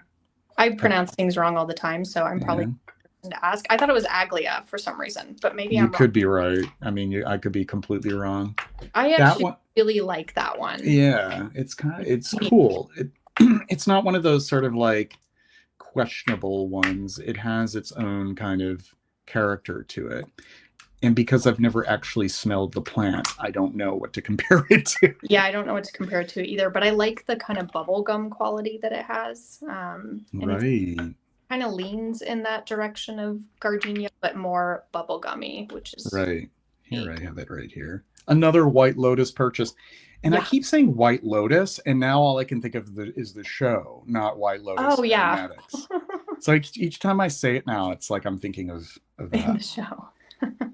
Yeah, you're right. You see the bubblegummy thing? Yeah. Yeah. It's a cool one. Interesting. Oh, and Immortelle. And I think the reason why I overlook Immortelle, it's almost like an entity onto its own. It's like, it kind of like, it's not like a flower in the usual sense. I mean, it's from the flowers, but it's like, it's a whole other kind of like category. I feel like it starts to act more like something like labdanum or something, and it's kind of honeyed like that. Yeah. You know what I mean? More like a base note. So not very floral, but I love it, and I use that a lot when it's really good in amber perfumes. It is. And in something agrestic, if you will, like something that's just sort of like to remind you of like wildflowers and meadows, because it does have that quality to it. Mm-hmm. Beautiful, beautiful stuff. There's some classics that showcase Immortelle, like Anicutal Sable, and there's one from Parfum d'Empire, Immortelle Course, and Afternoon of a Fawn from Étalib d'Orange. I think it's really beautiful. But to me, it's like, it's from the flowers, but it's not floral. Yeah. It's very different. Yeah. Oh, a flower, another one that does kind of smell smells like wildflowers. Erigeron or fleabane. How do you spell that one? Erigeron. And the common name is fleabane. And it's in the aster family. They look like little tiny daisies with little tiny petals. And actually, speaking of Parfum d'Empire, Marc-Antoine Corticchiato used it in Mal Aimé, which he also used like nettle. He used some other like unusual plant materials in it to give that effect of like weeds and wildflowers. Mm-hmm. That's actually a gorgeous interesting. I'm gonna have to fragrance. Yeah, Erigeron. And I mean, if you're inspired by, you know, all of those different flowers that are growing in a meadow, the wildflowers that don't have your typical like, you know, romantic classical smelling, you know, floral smell, but are still beautiful in their own right. I love the idea of that, like Yeah. wildflowers. Yeah. And no one really does that, right? No, not enough. I mean, there's a few like Mallee May is one of those, but there's not too many of them. No, Mhm. not at all. Cool. Yeah, yeah. No. But it is funny though, because like I'll sometimes see like a fragrance will have a daisy note, and when I smell daisies, like daisies are not like pretty smelling. They're Yeah, no, they're I don't they're think so. beautiful flowers, but they smell like feet. They don't. They're not floral. Yeah, that's They're very not. true. They smell kind of like, yeah, like a little funky, like kind of like dirty socks. Like Yeah. so it's like I wouldn't necessarily, put a daisy note. I mean, I don't know. Well, I saw the other day like Myers soap had a daisy. I'm like, Which what weird. daisies are they basing it I on? know. I'm like, they actually, I thought their products were natural, right? Maybe they're There not. no way are they natural. Oh, Like I really? smell, which I didn't know I that. don't care either way. I mean, I think it's That's the because impression they give, though. You know what I mean? yeah, It's, they are. I think what it is like the other aspects of the soap are derived from natural ingredients, but they use Uh, fragrance, okay. which we're in good company. It doesn't matter if it's natural or Yeah, synthetic, but exactly. like I'm sure people, the wool is being pulled over their eyes that they're thinking that like what they're smelling from Myers soap is like all natural fragrance, but Yeah. it's not because what they achieve is like pretty That it could, impressive. Like yeah. I'm like, how on earth could they be just doing that with naturals? Yeah. Yeah. Be quite a feat. Um, where I live, the freesia are in full bloom. Any fragrances that highlight that note as well. That's the thing too, because like freesia would have to be like you would have to create that accord. There's no natural freesia Yeah. material. Um, well, for I mean, a really great mixed media fragrance would be Diptyque's Ophrisia. Ophrisia from Diptyque is beautiful. That's the only really freesia dominant fragrance that I have because it's the only one I found that really does remind me of freesia flowers. Freesia, sometimes freesia can come off as a little like shampooy if it's not done right for some reason. It was like a really popular note in the 90s and the early 2000s. But Ophrisia, which was actually done by Olivia Jacobetti, a great perfumer, she does a really great Soliflor, Frisia Soliflor and Ophrisia. So that's Ofresia. I'll type it in the chat. I've done a review of it as well. So if you go to Fragrantica or Base Notes, then you can read my review on it. I just typed that in there for you folks. Let's see. What else can we talk about when it comes to flowers? What else is running through your mind, Whitney, when it comes to imagine yourself running through a Sorry, go ahead. I'm a listening. glade of flowers. Like what are the flowers that you want to pick right now and smell? Well, we didn't talk too much about frangipani. We could talk about that one. Oh, please, yeah, or Yeah. otherwise known as plumeria. Please, Yeah. I'll let you take the floor on that because I feel like I'm jibber jabbering a little too much anyhow. Yeah. Well, I'm sure most people know what it is, but if, Yeah. if you don't, it's, kind of the quintessential, like classic flower that's used for Hawaiian leis. And Yeah. for other, kind of like wedding ceremonies in India and things like that.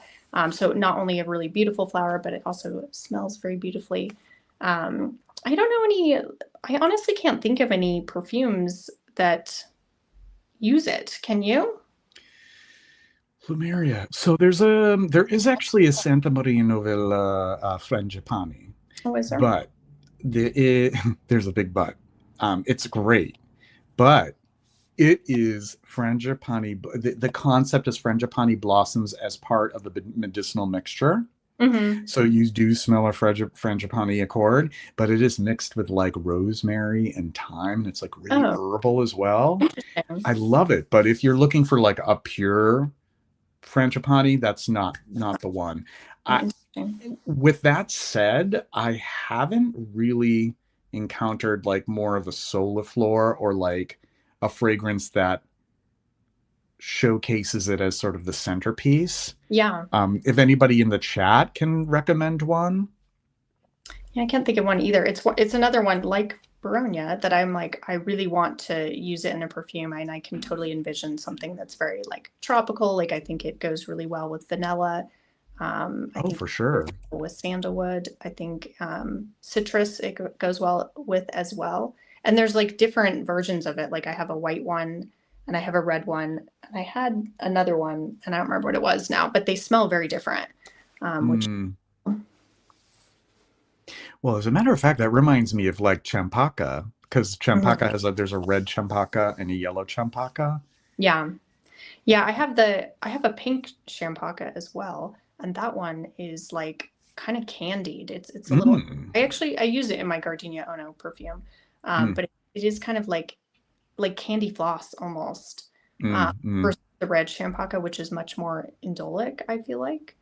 Um, but I like them both. I think they're both really unique, and I feel like people don't use them enough. And I don't know if it's just because it's like too bold of a floral, like it's kind of a heavy narcotic floral, like even more so than even jasmine sandbach or something like that. What do you? Yeah.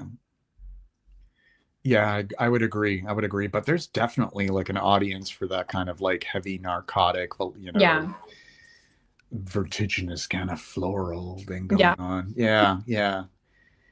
Yeah, I dabbled with the idea of using champaka myself because of the different ones that I had, and I can't think of too many in champaka flower fragrances that really stand out besides champaka Absolute, which was from Tom Ford. I I didn't forgot like who did that that one. one.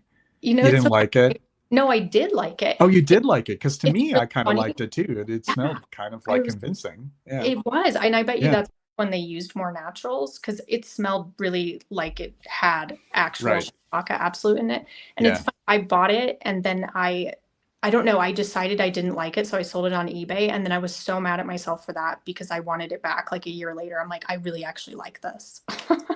I've done that before. And then I've done that and then it gets discontinued and I'm like, what in hell did I just do? Yeah, Like, what did I do last year? What was I thinking? I did that right. like I sold a bunch of my Creed fragrances from back in the day Oh, you and did? a lot of them were discontinued because I loved the old Creed. We're talking about like, you know how there's BC? This was like BA before Aventus when Creed actually had some really great, classic sort of like where we're talking about like maybe it was a little bit more stuffy of a brand, but I love my stuffy, early to mid 20th century style kind of like royal Scottish Yeah. lavender and leather and I sold them because I was like, I'm not gonna really wear all of these. And oddly enough, this is when I started experimenting with making perfume. I was like, I'm not going to really wear all these because I'm going to be busy making my own perfume. Oh, yeah. Biggest mistake though, because I sold so many that I would have like, I wish I'd held on to. Like Yeah. there was like acier aluminium and orange spice and all. Like I sold them all. Wow. And now those bottles go for like 400, $500 at least. Oh my Mm-hmm. gosh. And I sold them for less Wow. than retail from when I got them originally.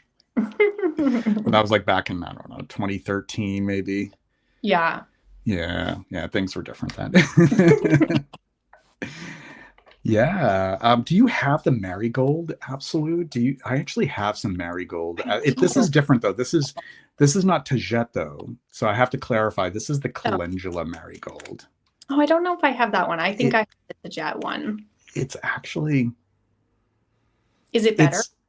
it's no, it's a different because it's not the Tajette species. It's the Mhm. Calendula officinalis. So it's really orange too. So if you wanted to add like a little bit of color, Oh, it's kind of okay. cool that it would. Yeah, yeah. But it's a way.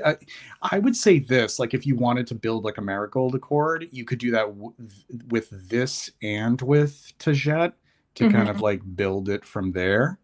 Um, yeah, it's pretty neat. Oh, and chrysanthemum. I have this chrysanthemum absolute as well.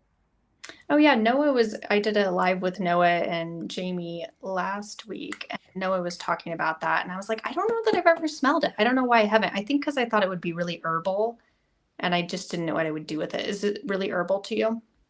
In a way, somewhat.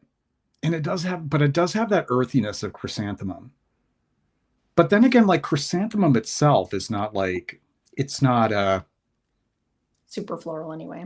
Right. It has its own kind of scent, but it's still Hmm. like it's still I like the smell of chrysanthemum. Like it's like this green, herbaceous, Hmm. earthy, kind of a little bit darker, like a little bit kind of like something that would go well with like violet, maybe. Like they would go well together. Yeah, yeah. I can see. 23 people who are tuned in. Thank you so much for tuning in here. We are going to be chit-chatting more for about another half hour, doing another like check. We are still at 23. Well, at least it matches the amount of people who are currently tuned in. But anybody who hasn't hit the like, please do us a favor, hit the like there. Let's try to aim for, I don't know, I'll try to be realistic, 35. 35 by the end of the live stream would make me very happy. Nick S says, oh my God, the chrysanthemum in Estee Lauder's private collection.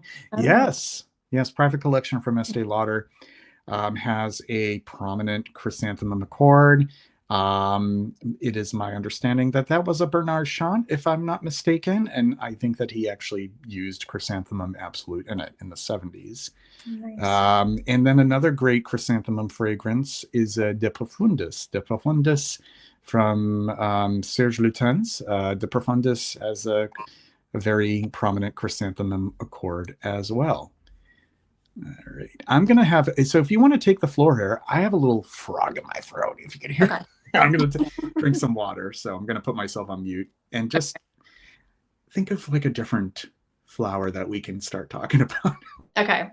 I'm going to have to look and see what else do I have.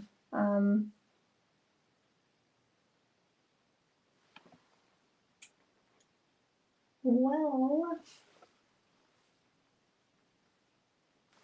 oh, we could talk about rhododendron. Oh, yeah, that's kind of a cool one. I have some of that as well. Very, very different, very left field.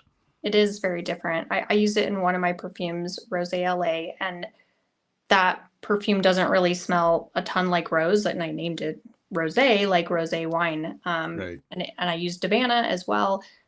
So it's kind of this like sparkly rose wine like fragrance, but the rhododendron is probably like one of the most sparkling florals besides maybe magnolia that's out there in naturals. Just really unique, kind of candy like. It smells pink to me. I do think it kind of smells like the actual flower, which is cool. And you don't really see people use it a lot. I don't know. I've had a lot of people ask me what it is, which is funny because I'm like, well, I mean, those flowers grow all over the place. So I'm surprised that people don't know what they are. Do you find that? I know. Well, I find that people are just sort of that they have like plant blindness in general. Like they can't identify like flowers that you and I would take for granted that, oh, well, everybody must know what that is. And they're just like, they don't know. But yeah. And I love the smell of azaleas too, because azaleas have like a high amount of like what is called amyl salicylate. So it's very kind of like clover-like and sweet. I love like finding like wild swamp azalea when I'm hiking. And rhododendron is in the azalea family, so there's a similarity in its scent as well, and I can pick that up in the material. So yeah, it's cool and it's very versatile. Like you can sneak it into something that's not floral at all, and it can create an interesting effect because there's a little bit of a woodiness to it as well. And then you mentioned magnolia, and we haven't really talked about magnolia. No, I guess we haven't. Yeah. And go ahead. Magnolia that you can get naturally, it's not Magnolia grandiflora, which, the big kind of saucer, like Southern Magnolia. It's not that. It's, I can't think of what the botanical name is. Michelia alba? Yep, that's it. Yeah. So it's a little bit different, but it does kind of actually smell like Southern Magnolia, kind of. So again, kind of like sparkling champagne. It goes really well with the other white florals, but gives it lift, kind of citrusy, a little tea-like. I love it. It's very versatile. Again, I think you could use it in a lot of different things. Right. Yeah, and magnolia as an accord is something that is achievable in natural perfume as well, because you can, Like linalool. yeah, the linalool, the big linalool content, even some lemon and citrus to kind of lift it and give the top notes. God, I love magnolia as well. It's funny, at the top of the live stream, like name five, and think of all of the ones that I left out pretty much. Yeah, the star magnolias. We have star magnolia up here, and we also have saucer magnolia. But the star magnolia is in bloom right now, and those are the ones with the kind of like spiny flowers. Is that right? The star magnolias have like thinner. I posted about them this past weekend on Instagram. The petals are a little bit thinner, but they're still club shaped. And they have a lovely, lovely smell as well. It was just emanating from the trees. That's the best way to experience it, is when they're all in bloom and you're under the trees themselves, and you in the air, you can just, the wafts in the air. But of course, it's great to just take one of the blooms like right from the branch and inhale the aroma of the magnolias. Such a beautiful scent, and such a fascinating ancient ancient trees. Did you know that the magnolia, it was originally one of the first to be pollinated by a beetle, because bees didn't exist? Isn't that weird to think about? You're just like, bees didn't exist? Apis as an insect species didn't even exist at the time. Like, so there weren't any bees or wasps or hornets in it. That's how ancient the tree is. I mean, you look at some of those trees too, and it's kind of like, it makes sense. Like, they look kind of ancient. They like do. Some of the magnolia species have gigantic leaves, and the flowers are huge. Worldly, kind of. Yeah. And somebody mentioned to me recently, and I'm surprised I didn't already know about it. It's like we're always learning new things. That the roots of young magnolia trees smell similar to the flowers, which I find fascinating. So that tells me that the origin of the smell of the flowers is like probably biologically different than other flowers, because if it's within the plant material itself, there must be some other explanation for that. But really fascinating. That's very for sure. Yeah. I wish we could grow. You cannot grow magnolia in Colorado at all. So I'm very jealous that you have like multiple types of magnolia trees there. We do. And it's New England. We have the 4 seasons, and we have colder weather. I mean, hell, right now it's colder than it should be in April, but as a temperate climate, we can still. Humidity, because you guys get humidity and we don't get humidity. Maybe that's it. It's all about the humidity that sustains so many of the flora here, is that we have plenty of humidity. Absolutely. Yeah. So go ahead. Sorry. I'm just thinking of like humidity made me think like there's only like a couple things that don't do well with humidity, and that's peonies. And so peonies grow here. I don't know if they grow where you're at, but they couldn't really grow in like a place like Florida. No, they'd wither. Yeah. Our peonies start to bloom in early June. So they bloom before the humidity really hits, but we have lots of them, and that's another great flower, but not one you'd have to reconstruct, because they don't yield anything. I do enfleurage for them, so I have been like enfleuraging them for probably 4 years. I just haven't found a use for it yet, but my plan is to do something with them one day, and but I don't know. You'll have to help me think of something to do with them. But I love it, and it smells so true. Well, that's how all enfleurage is it smells very true to life. But when you don't have something else to complement it that is the same, it's a little hard to kind of build something around it. So I got to think about it some more. Yeah, I'm trying to think of some peony fragrances that I've enjoyed. I think that a Penhaligon's, if I'm not mistaken. There's a Penhaligon's that I have. Yeah. It's coming back to me. But the name is off the tip of my tongue. The bottle's literally behind me. This is how insane I'm at that level as like an owner of fragrances, that it's like, nah. Oh, Vara. I didn't have to reach for the bottle. Like, it was managed to remember, but Vara has a beautiful peony note in it, peony accord, and quince. Just like quince. A lot of people are like, what do quince even smell like? Well, quince have a very astringent kind of slightly pear-like, slightly, I mean, they are relatives of pear and apple, but it's a very astringent and floral kind of fruit. But that's a beautiful one. And I think actually Bertrand de Chaufour did Vara. And JD mentions du Chaufour using peony masterfully in Amouage Dia Man. And I can't say that I disagree with that. I haven't smelled Diamant in quite a while, but yeah, I would not disagree with that. I'm looking at my list of fragrances that contain peony in my collection here to see what else there is. Oh, no, it's not going to let me log in, so never mind. There was another one, I think, from Penhaligon's Peonneve, which is a lovely peony fragrance. Peony is an interesting flower too, because there's so many different, like there's some that have a classic peony scent, but then there are others where you're expecting one thing and you get something else. Yeah, I feel like Melanie on Instagram, do you know who I'm talking about? Melanie. I do. She's great. Yeah, she is great. Anyway, she had these like really beautiful peonies, and I was like, oh, those are so cool because they were like multicolored. And she's like, they smell horrible. And I was like, really? Oh yeah. Some of them smell like hot garbage. Yeah, I didn't know that. That's so some of them are beautiful, but they're bred for their beauty. And when they were bred for their beauty, something happening to the smell. And some of them can smell like dirty diapers, like hot garbage, fish, like weird smells. Yeah, really nasty. Wow. But then others, like the sort of like the classic kind of like, Victorian cottage garden peonies are still have their beautiful scent, because you know how it is with flowers. They've been bred and overbred to be like bigger and more beautiful and more ornate and in the process, either they lose their scent or the scent gets gross.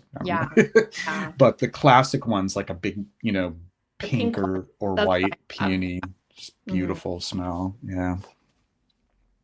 Kind of rose adjacent, but I wouldn't say it's like exactly like rose. There's some things that are similar to rose, but it has definitely its own qualities that you do not find in rose at all. Yeah.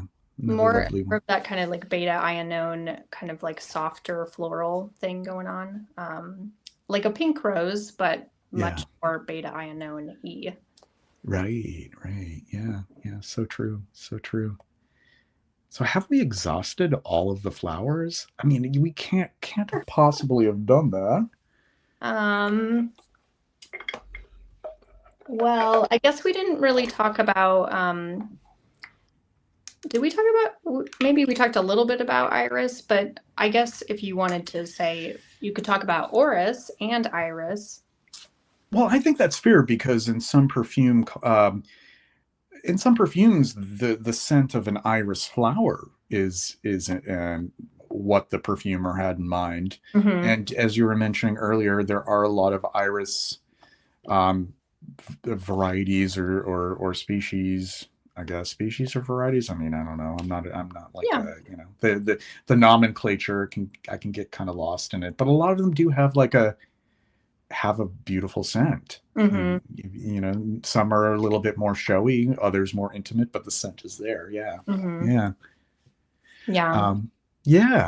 And you mentioned one that it is right. You're right about the grape soda, because like some of them have like that methyl anthranilate kind of Concord grape kind of smell, which I love. Orange blossom can give that too, actually, sometimes too. Yeah, because it is a constituent in orange blossom as well. Jasmine sandbach too. Yeah, for sure. But I don't think that mentioning iris is out of place at all. And even if we're talking about orris is sort of like the, a great way of anchoring florals for sure. So it goes hand in hand anyhow. Yeah. The powdery kind of woody aspect. Yeah. It's a sort of to underline the flowers. How about one last subject? How about fantasy flowers? Now I know like this might be a topic that people are curious about, like the flowers that like are mentioned as a note and fragrance, but they don't have a smell. they either don't have a smell or the smell is nowhere near as strong as they make it out to be in the perfume. Yeah. Mm-hmm. Yeah. Yeah. Yeah. Because yeah, I've seen a few of those, like amaryllis. Like, have you ever smelled a fragrant amaryllis? No, I But that don't. comes up. Poppy. Oh I yeah. I think maybe that I think I read somewhere that like two types of poppy have a scent. Most of them don't, but Yeah. poppy comes up. Um, but then there are some flowers where people tell me like, oh, that's a fantasy note. They don't really have a scent. And then like there actually are many that do. And then I was shocked, like when I encountered them, like there was this dahlia festival, and I Mm-hmm. just thought that all dahlias had no scent. But then there's some that have a scent, and I'm like, Oh really? whoa, Oh okay. I don't think I. crazy. Yeah. Yeah, yeah. And they would have like these sort of interesting kind of like wine scent and chocolatey kind of scent, and very Oh. interesting. Yeah. I think Calacampus. it goes back to what you're, sorry, I didn't mean to interrupt you, No, but it no, goes no, no. I'm to what you were saying before, where it's like a lot of these flowers have been bred for visual aesthetics over time and then they lose their scent. So we don't think that they have a scent, which is kind of sad when you think about it. Well, yeah, I've had people, I've talked to people who say, like, well, carnation's a fantasy scent, right? Yeah. It's a fantasy flower. No. Oh, but you think about, you get those carnations at the grocery store, they don't really smell like anything, you Because know? the scent is bred out of them. Like, they're not, yeah, yeah. But if you smell like, like a lot of carnations, if you go to like a botanical garden, you can smell like, and a lot of carnations were bred to have as many petals as possible. Mm-hmm. And like carnations originally had only like just one radius of petals. Oh yeah. Yeah. Yeah, and those are often the most fragrant ones. Like there's Sweet William is a very fragrant carnation, or pink as they call them. Um, the Malmaison carnation, which was very popular. There was like a whole Malmaison carnation craze. Like there was like a tulip craze in like the early 20th century, Mm. because the scent was just so, stunning. And that's where the carnation accord comes from. So that's one where I've told people, that actually, yeah, they were actually more famous for their scent than to wear as a boutonniere, or Yeah. or to dye green around St. Patrick's Day. I always thought that was kind of tacky. I'm Yeah. trying to think of some Oh, you others. said tulip. Isn't that another one that's usually a fantasy accord? Usually, but that's another one. Does it actually, do they actually have smell? I've never smelled one. Some of them do. They really do. And not all. I mean, a lot of them don't have a scent, but some of them have this interesting citrusy, Hmm. floral, waxy, kind of magnolia-ish kind of scent. Yeah, it's Cool. shocking. Yeah, yeah. Hmm. I'm looking at, just as a guide, the notes guide in Fragrantica under flowers, and so many of them, I look at them and they're kind of like fantasy, like Gerber daisy, like Gerber daisies. They Yeah. don't really even have a scent. Like the other daisies smell like dirty feet, but Gerber's don't even have a smell. Yeah. Oh, wisteria does though, and I Oh love yeah. wisteria. Area is really beautiful. Another thing that doesn't grow here. Oh my god, We I have love so many wisteria. beautifully fragrant flowers that just don't grow in Colorado. It makes me very sad. God, what flowers do really? Like, what do you see there? I mean, what I grow, irises, roses, peonies, Okay. and lilacs. So, Um, okay. Well, I'm happy that you have those. yeah, yeah. Yeah. I mean, tulips grow here, but they don't last very long because it's always snowing. Yeah. Yeah. And then otherwise things that are not fragrant. So I guess I don't pay as much attention to the ones that aren't as fragrant. Yeah. Yeah. Yeah, I went through the list here. Snowdrops actually do have a fragrance. Do you ever have snowdrops growing there, or is that just something here on the East Coast? No, I don't even think I know what those are. I'll have to look that up. Yeah, we have well, they're kind of they're already on their way out here, but they grow in the late winter, early spring, hence the Hmm. name. Sometimes they'll grow right out of they'll bloom right out of the snow, and they're very low lying flowers. They're really beautiful. Yeah, and they look kind of like little like goat ears. Like they're very unique kind of shaped flowers. There are these two large petals on each side, and Picture. they're white. Yeah, Yeah, yeah. Viburnum, that's another another one that has like I'm actually reading looking through this list, and I'm discovering other ones that actually are fragrant. And viburnum, a lot of viburnum is really Yeah. fragrant. Yeah. I love Korean spice viburnum. Oh, sweet pea. Oh, yeah. Another kind of powdery floral. Yeah, yeah. Mm. Doesn't appear as much as the others, but it's known for its scent. Um, poinsettia. Poinsettia, I don't think. I guess I Yeah, didn't think they had a smell either. no, I don't think they do. I'm just looking at everything that's listed there. Morning glory flower, like that's listed as a note. I Hmm. don't recall them ever having a scent. I don't think so either. My mom grows them the morning glories are the ones that are kind of like viney, right? Trumpet shaped, yeah. Yeah. Yeah, my mom has them and they don't really have a smell from what I recall. But I think I mean, maybe they just, evolved, there's divergent evolution in the shape of the flowers, but datura blossoms, like the night blooming flowers, like Oh, yeah. those have yeah. So those do have a scent.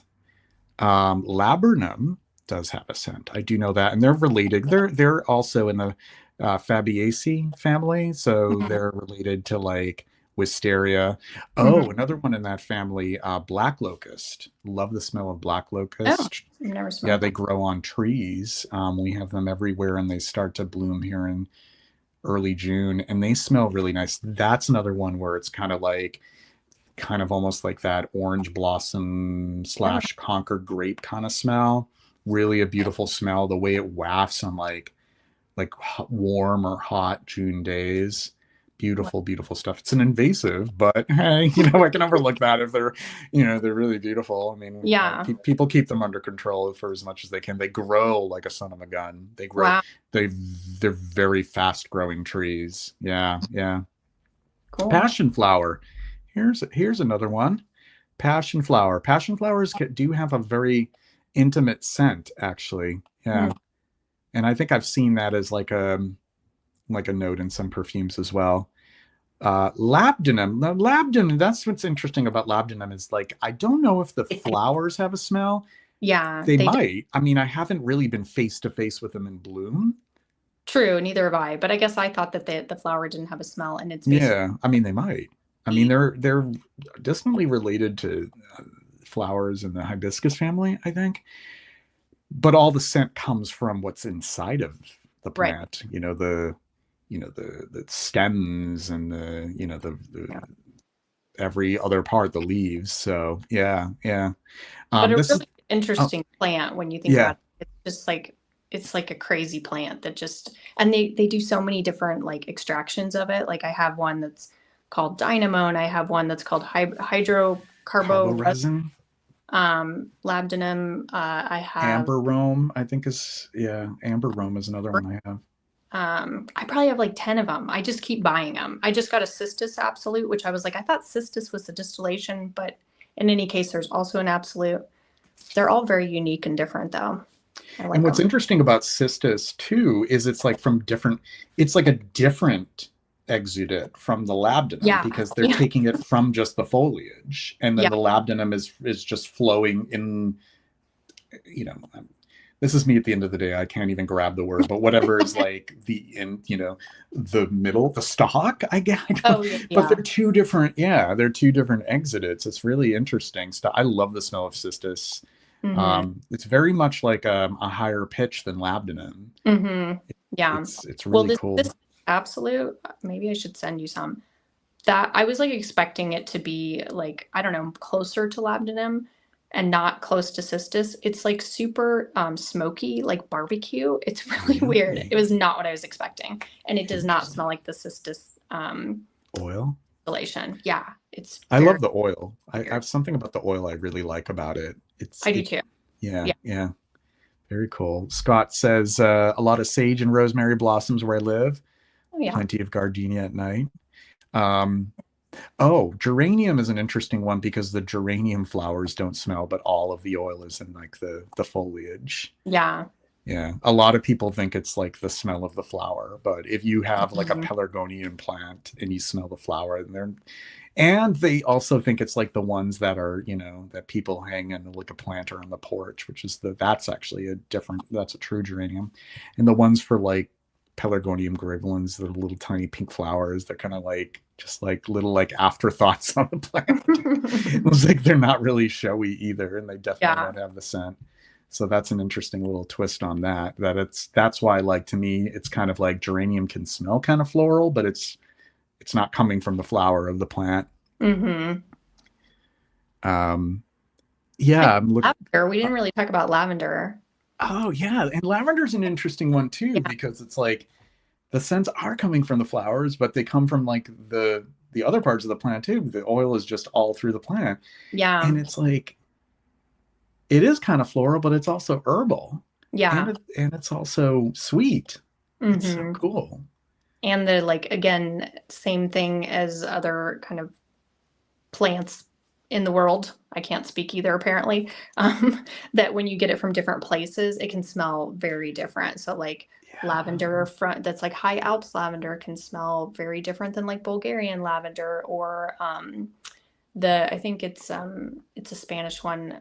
I'm not going to pronounce it correctly. It starts with an M. Do you know what I'm talking about? It's like Malay or something. I'm not saying it correctly. That one's very different too. Yeah.